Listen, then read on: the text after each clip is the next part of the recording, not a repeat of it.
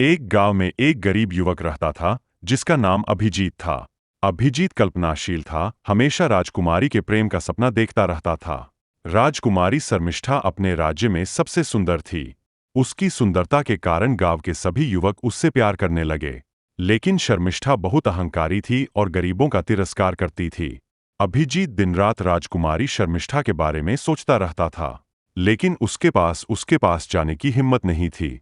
एक दिन राज्य में एक बड़े उत्सव का आयोजन किया गया। अभिजीत ने फैसला किया कि वह उत्सव में जाएगा और शर्मिष्ठा को देखेगा।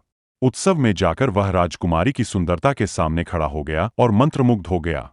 अभिजीत साहसपूर्वक राजकुमारी के पास आया और बोला, आपकी सुंदरता सचमुच अजीब है, लेकिन मेरा मानना है कि सुंदरता के लिए प्यार और दया की आवश्यकता होती है। राजकुमारी मुस्कुराई और बोली, बेचारे युवक, क्या तुम्हें मेरे जैसे किसी से प्यार करने का अधिकार है? अभिजीत निराश होकर वापस चला गया। लेकिन अभिजीत की बात राजकुमारी के मन में घर कर गई।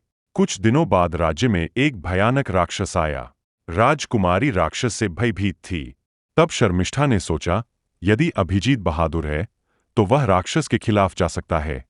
अभिजीत ने साहस किया और राक्षस से लड़ने के लिए राज्य की ओर आगे बढ़ा। उसने राक्षस से आमने सामने युद्ध किया और विजयी होकर लौटा। राजकुमारी उसे देखकर आश्चर्यचकित रह गई। उसने कहा, तुम सचमुच बहादुर हो, मैं तुमसे दया की भीख मांगती हूँ। अभिजीत ने कहा, प्यार और दया सबसे पहले आते हैं। शर्मिष्ठा अंततः अपना अभिमान त्याग देती है और अभिजीत के प्यार के लिए तैयार हो जाती है। दोनों ने एक साथ नई जिंदगी की शुरुआत की। इस कहानी से हमें यह सीख मिलती है कि घमंड प्यार की राह में रोड़े अटकाता है। सच्ची सुंदरता केवल बाहरी नहीं होती, बल्कि वह दिल से आती है।